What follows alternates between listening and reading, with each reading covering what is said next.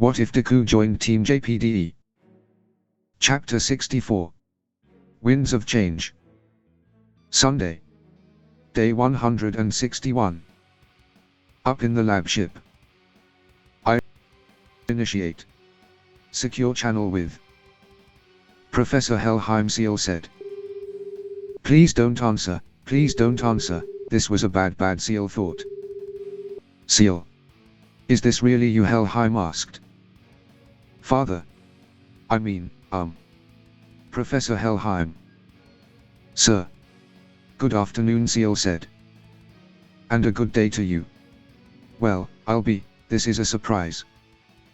You had never used this secure channel before and... Wait, is something wrong? Helheim asked. What? Seal asked. Any offset calibrations? Glitches? Or... Did that brute put his hands on you? Helheim asked. That brute? You mean Professor Polendina? Seal asked. Ark, sensitive my ass. You just couldn't resist laying your hands on my cute mocha daughter, couldn't you? I'm going to shove a dust warhead so far up his skinny ass that Helheim yelled. Father, please come down. Nothing's wrong, Seal yelled. Oh. Then, why are you contacting me? Helheim asked.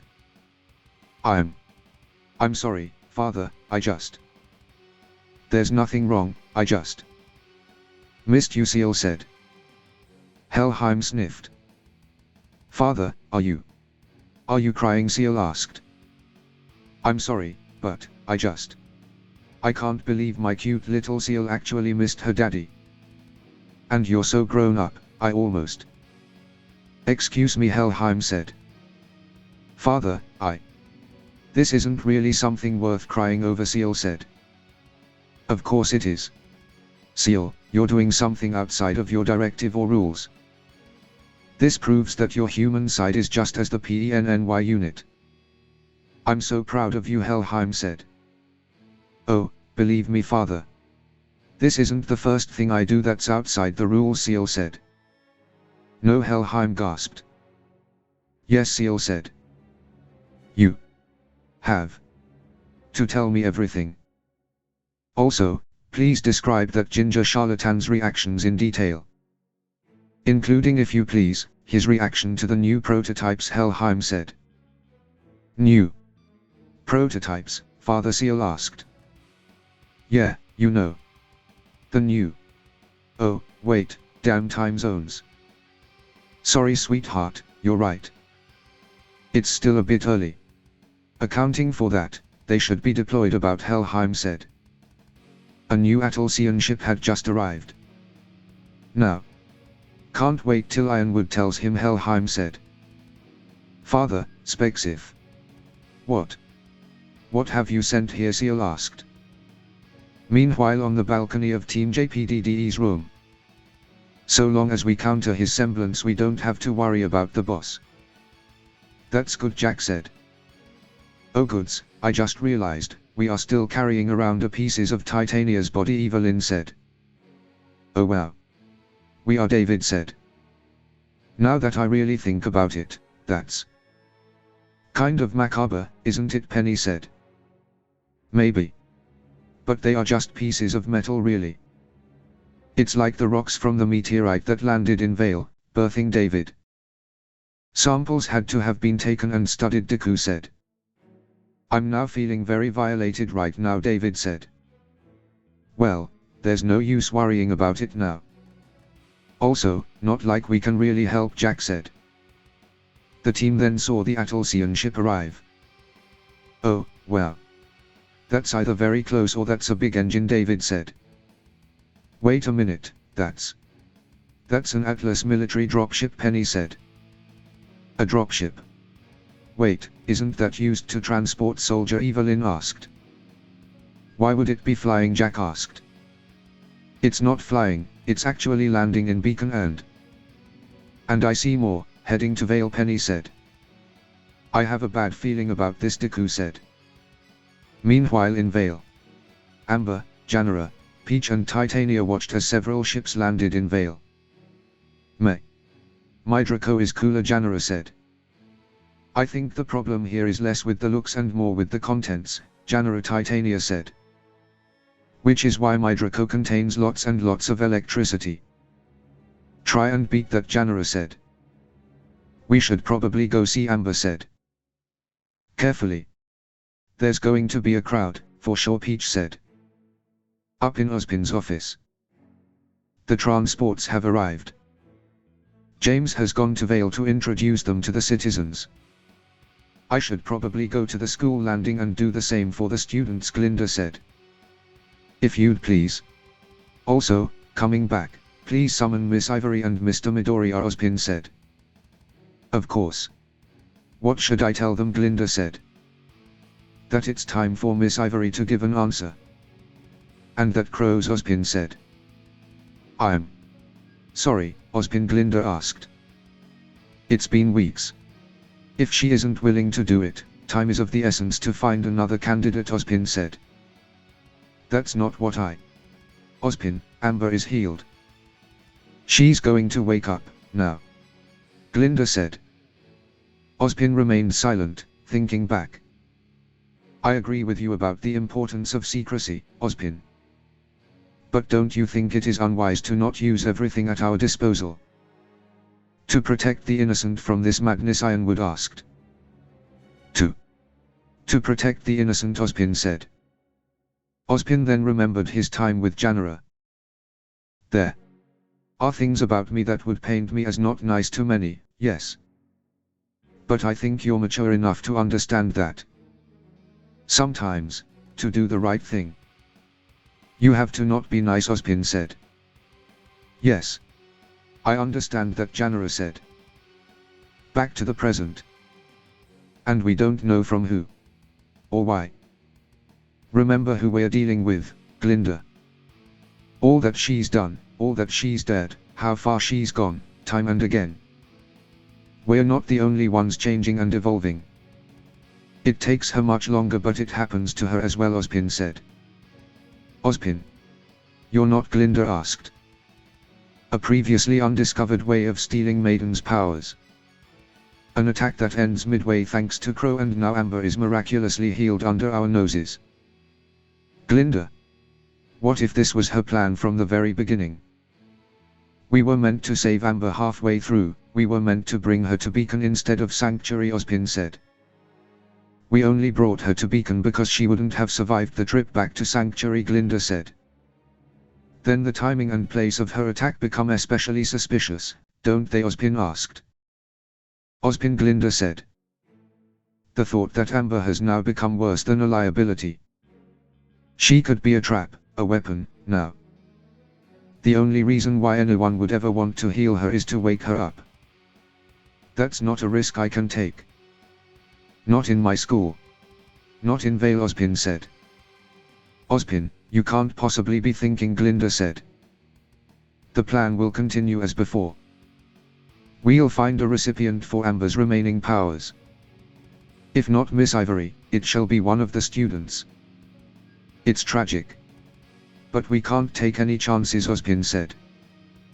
Glinda began to remember when Team JPDE were looking for Penny. You're a good teacher, Miss Goodwitch, Team JPDE said.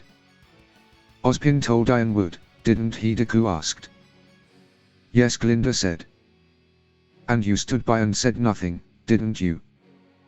I take back everything I said. Fuck you, Miss Goodwitch, Deku said. What kind of good teacher am I, lying and going behind the backs of my students, Glinda asked. If she dies, with everything she had to come back to. Most kids do not stand a chance of seeing old age. We don't ourselves, Crow said. I will never agree with that, Crow, Glinda said. Because you're a teacher before a huntress, Crow said. Glinda then remembered talking to Peach after the incident. Violet. Can I ask you something, Glinda asked. You know you can ask anything, Mike, Peach said. Except that, apparently. Since it tends to fall on deaf ears. Huff, Glinda said. Violet. What do you think makes a good teacher, Glinda asked. Well. That's heavy. Where did this come from, Peach asked. Lately, I've been thinking. If I'm as effective a teacher as I could really be. Ever since I started doubting myself. My methods, Glinda said. Well, Glinda. I can only tell you what works for me. I doubt there's a recipe for the perfect teacher, Peach said. I agree still, please, Glinda said. Well. A teacher's role is to pass things on, isn't it? Most begin and end the things to pass on with accumulated knowledge, but there's more. Attitude. Ethos. Principles. Even morals. Children learn and absorb all of these things from adults, merge them with the budding aspects of their personality to create the adult they will become. And, Glinda, if you yourself don't like what you're passing on, what you represent, if you feel conflicted, you're going to pass on that conflict, too. Which is very different from teaching to doubt, Peach said. Back to the present. No, Glinda said. Glinda, Ozpin questioned. There's a limit to what can be justified with the greater good, Ozpin. And you just crossed it. As long as I stand, I won't let anyone lay a hand on Amber. And that includes you, Glinda said. Glinda, think about what you're saying, Ozpin said. Oh, I've done a lot of thinking, Ozpin. I just haven't been doing it with your brain, Glinda said. Are you seriously? Glinda, we can't ignore the possibility, Ozpin said. And I cannot ignore that you're advocating for murdering Amber, Glinda said. Watch what you're saying, Glinda, Ozpin said. Or what? The truth is too much to handle for you. Is having no one reminding you what your actions and decisions look like from the outside the only way you can bear with them, Glinda asked. Everything I do is to protect Remnant, Ozpin said. It is. And if that's enough reason for you to justify murdering a young girl in cold blood, fine. You have your moral horizon, Ozpin. And I have mine. I will not allow this. I will fight you, if necessary. And Crow, and James, and Leo, and any orphan. I'm the headmistress of Beacon. And I will not stand idly by as you discuss the murder of an innocent girl, Glinda said. So. This is it, then, Ozpin said. Yes, Ozpin, Glinda said. Glinda and Ozpin stared down at each other. This is it, Glinda said. Back in Vale. Mom. What exactly are we looking at, here, Titania asked. One of the most recent accomplishments of the Atlas Military Tech Division is the Knights series. Combat machines developed to eventually replace law enforcement and hunters in the fight against the creatures of Grimm. That said, those do not look like law enforcement units to me, Peach said. I apologize for the surprise, good citizens of Vale, Ironwood said. That's General Ironwood, a citizen asked. Oh my gods, he's so handsome, another citizen said. I'm sure you have no doubt already familiarized yourself with the Atlesian Knights 200s, who have been aiding in local law enforcement in the last months. The success of that initiative, and the love you have shown to our admittedly out there agents, have led us to this next step. I'm proud to introduce to you the newest additions to the AK family, the Atlesian Knights MH1. I'm sure you will get along swimmingly, just as you have with their older brothers. Even if it's kind of weird having to call the bigger ones the younger brothers, True, Ironwood said. The crowd started to murmur. Well, he knows how to sell something. I'll give him that, Amber said. That is funny, Janara laughed. Younger they may be, though, they share in the same principles as their counterparts. Knight, declare Prime Directive, Ironwood said. Sir. To protect the citizens and uphold the peace, Sir 1 AKMH1 said. Oh, such a cool voice, a citizen said. I can't believe it's coming out of a synthetizer, another citizen said. The Ergonomics Division has actually recorded thousands of different voices and tones, which the AKMH1 can draw from to synthesize the best voice for the situation at hand, Ironwood said. This is literally an infomercial, isn't it? But what does he want them to buy? Titania asked. Into having them around. Those are war models, there's no doubt about it. And considering the timing of it, Peach said. The project has also the sponsorship of my good friend, Headmaster Ozpin, who will be testing the AKMH-1 as security in Beacon Academy for a period of time, Ironwood said. Meanwhile at Beacon. Professor Goodwitch, what does this mean? Deku asked. It's a measure of preparation for the upcoming Vital Festival.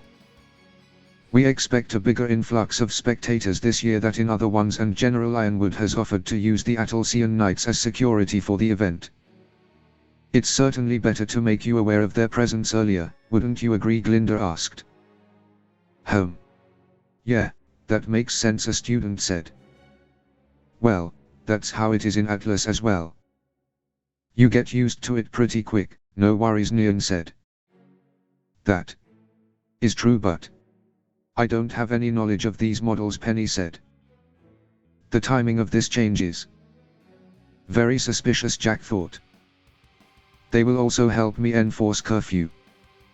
Anyone found outside their dormitory after lights out will be escorted there and signaled to me. Now, please disperse, students. The androids have already been programmed and will begin their operations once the Atlas technicians will have them cleared for duty. Miss Ivory, Mr. Midoriya, a word if you please, Glinda said. Yes, Miss Goodwitch, Jack said. Very well, Miss Goodwitch, Deku said. This complicates things, Cinder said. Atlas machines in Beacon. This doesn't fit Ozpin at all, does it? Emerald said. No. Something's happened to make him consider other options. He's actually listening to his allies, now, Cinder said. Wait, you mean he wasn't earlier? Mercury asked. What do we do? Emerald asked. Emerald. You're going to have to substitute me, Cinder said. Yes. Of course, Emerald said. But before even that, I'll have to seek the counsel of that detestable man, Cinder said. Up in Ozpin's office, Jack was speaking with Ozpin. Meanwhile, Deku was waiting for his turn. Miss Ivory, Ozpin asked. I'm sorry, Headmaster, I was just thinking. Sadly, Evelyn's new, or shall we say her real semblance, doesn't have anything to do with predicting the future. And without that support, it's not a risk that I feel like taking, Jack said. It's understandable. Thank you for considering it, Ozpin said. Think nothing of it. And I will of course keep the secret. But if I may, what are you going to do now? Jack asked. I will find another candidate, of course. But you don't need to worry about this any longer. You can go, Miss Ivory. Please send Mr. Midoriya up, Ozpin said. Very well. A good day to you, Headmaster, Jack said. Jack then left Ozpin's office. To protect the innocent, Ozpin said. The elevator doors opened, and Jack exited into the lobby. Ozpin wants to see you now, Jack said. All right. You go back and inform the others about your talk, Deku said. You don't want to know what he wanted from me? Jack asked. I think it's pretty obvious. He wanted your answer, to which you said no. And now I suspect he's looking for a new candidate, Deku said. You're right, I just wonder who it will be, Jack wondered. Let's hope he doesn't before Amber recovers, Deku said. Yes. I'll take my leave now, Jack said. And I'll face the Wizard of Ounce, Deku said. Jack left the lobby whilst Deku went up to Ozpin's office. Mr. Midoriya, Ozpin said. Headmaster Ozpin, Deku said. Back at Team JPDDE's room, Jack had informed the others about what occurred. No, this is all wrong. Amber is better. She's healed. Why is he still going through with this? David asked.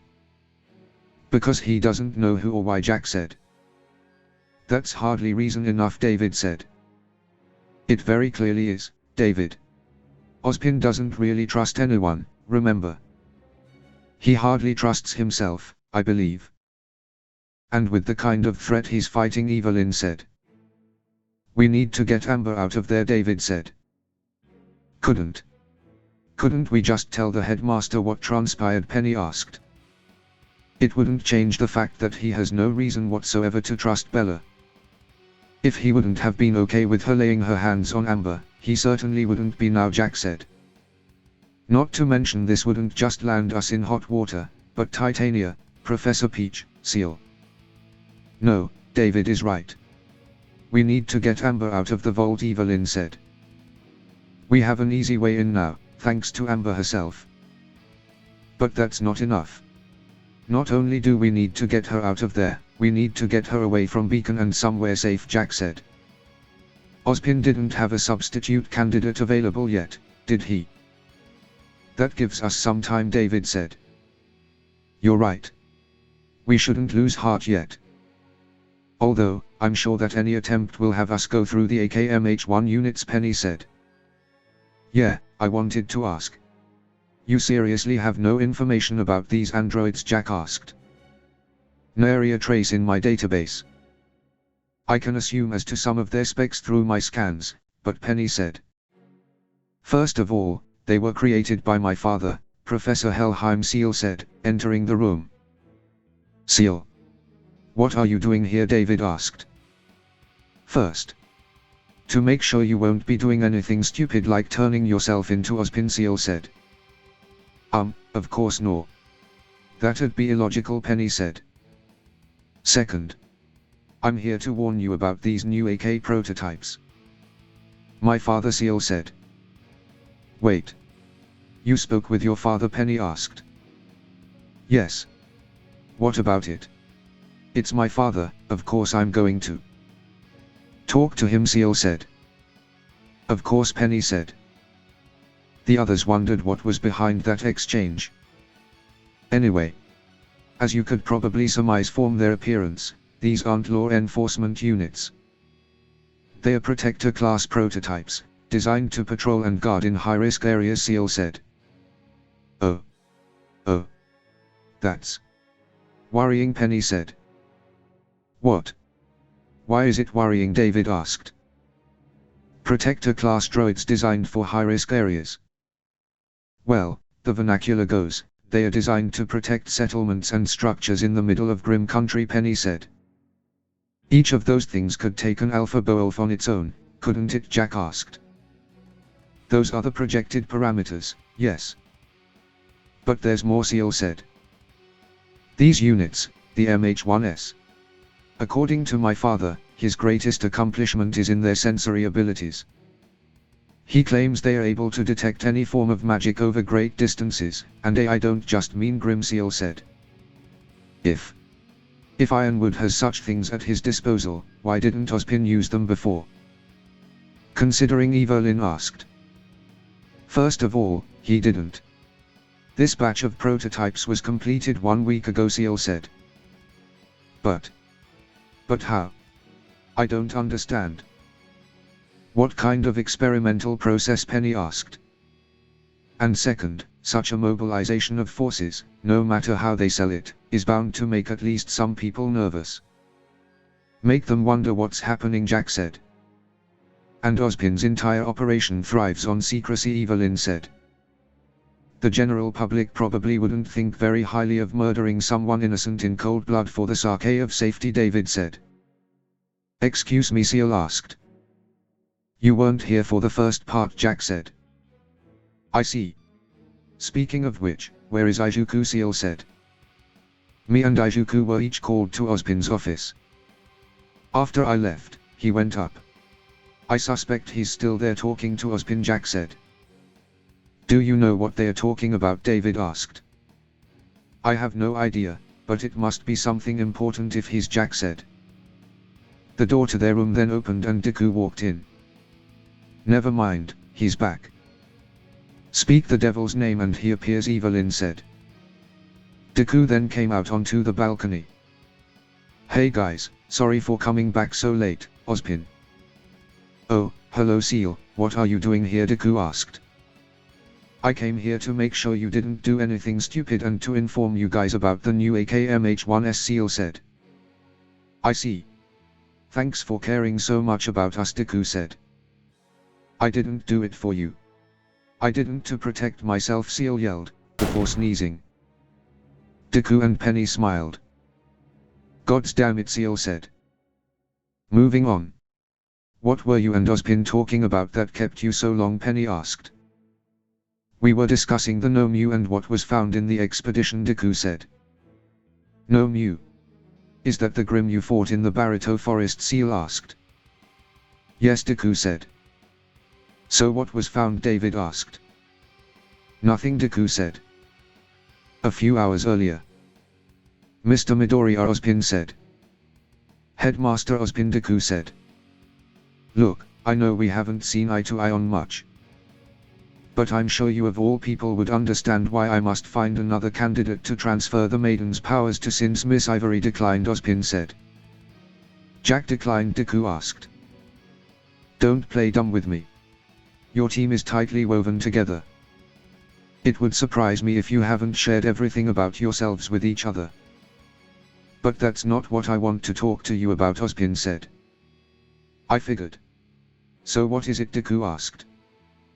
It's about the Nomu. Crow has finished his exhibition in the Barito forest, Ozpin said. So, what was found? Deku asked. Nothing, Ozpin said. Nothing? Deku asked. Nothing. Crow found no trace of any kind of Grim that resembled the Nomu, Ozpin said. Deku said. What is it? Ozpin asked. I was just thinking. We know the Nomu existed as there's video footage of it. I'm just concerned that they may be more elsewhere, or they may be hiding, Deku said. Hiding? Are they that intelligent? Ozpin asked. Not all of them. In my world I know there are 3 types of Nomu, low, middle and high end. Low ends aren't that powerful, they don't have many quirks and quirks are quite weak. Middle ends have a lot of quirks that combine together to make a more powerful Nomu. They also have regeneration as a standard quirk, which the low ends do not have. Finally, there are the high-end Nomu. They have the same regeneration and powerful quirks as the middle ends. The thing that distinguishes them is that the high ends are intelligent and can speak, Deku said. They're intelligent enough to speak? Ozpin asked. Yes. And that worries me. They could be hiding away until the time is right to cause the most destruction, Deku said. You really think they would wait for the perfect moment? Why? Ozpin asked. Because of what I saw between the Gumra and the Nomu in the Barito forest. They roared at each other, fighting for dominance over the other Grim. Now if a middle-end Nomu could do that, what do you think a high-end Nomu could do with human-level intelligence? Deku said. It's a worrying thought, and something that should be looked into more thoroughly, but not at this moment, Ozpin said. Other priorities? Deku asked. Yes, Ozpin said. I understand, sitting around being paranoid, waiting for the enemy to make their move, Deku said. Excuse me, Ozpin said. Reacting to the enemy's moves will get you nowhere. Reacting to the enemy may work in chess, but are you sure you're actually playing a game of chess? Deku said. I'm doing all I can to keep the peace, Ozpin said. You mean keep things the same? The world is constantly changing. Are you sure you're not fighting that change? Deku asked. Everything I do is to keep the peace, Ozpin yelled. Well, all I see is an old man sitting in his ivory tower doing nothing, whilst those around him are trying to do what's right. Even if I disagree with what they're doing, at least they're actually trying, Deku said. I don't agree with Ironwood brining in these new AK units, but we need to keep the peace, Ozpin said. How are you sure these AK units will keep the peace? Some people won't like the idea of more Atlesian robots in Vale, especially more militaristic units, Deku said. They will be thankful when these AKMH-1s protect them, Ozpin said. Are you sure they'll do that? Are you sure that the enemy won't use them against you? Deku said. Atlesian cybersecurity is top-notch. General Ironwood has assured me that no one will be able to hack the Atlesian Knights, Ozpin said. Never say never. All it takes is an open backdoor and the whole security system can be bypassed. Whilst the Atlesian network is probably impenetrable, the network security in Vale is a complete joke. A chain is only as strong as its weakest link, Deku said. Do you have anything else to say? Ozpin asked. I have a lot more to say, Deku said. Back to the present. And so we spent hours going over things, security, morals, peace, the whole shebang, Deku said. That takes some balls. I'm surprised Ozpin didn't punish you, Jack said. I think he understood my concerns and may have taken some of them on board. We both want the same thing. Keeping the peace and stability of Remnant. I just hope he does things sooner rather than later, Deku said. Except finding a new candidate for the Maiden's powers, David said. Meanwhile. Ah. That's gonna smart, sitting in a chair, John said. I'm so sorry, John, Pyrrha said. What for? I'm the one who asked you not to go easy on me. I was expecting at least a few licks, John said. Still. I'm sorry, Pyrrha said.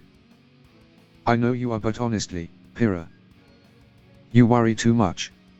You're the most loyal and dependable person I know, but sometimes I feel like you'd be willing to take the world on your shoulders if someone asked the right way, John said. That's an exaggeration if I ever heard one, Pyrrha said. Heh, maybe, but... You know, every now and then I feel like I'm taking advantage of your kindness, John said. You're not, Pyrrha said. Thing is. I hope no one ever tries, you know, John said. You think I'd ever let anyone do it, Pyrrha asked. Not exactly, John said. John sighed. This is silly. Let's go back, John said. The two then went back to their dorm room. Far away from any of the four kingdoms, two men were walking in the middle of grim country. One was very tall and muscular, whilst the other was thinner and shorter, with a scorpion tail. They entered a cave and began looking around for something. Suddenly a voice spoke. Are you the strongest? A voice asked. End of chapter 64.